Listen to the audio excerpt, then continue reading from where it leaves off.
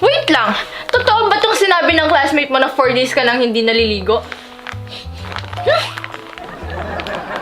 Opo! Kaya pala ang baho mo. Naku, Tililing! Tinatamad ka na namang maligo. Hindi po ako tinatamad maligo. Nagtitipid lang po ako ng tubig. Diba? Mindset ba? Mindset! Dapat kaya mong linisin yung sarili mo at dapat kaya mo nang alagaan sarili mo. Malaki ka na!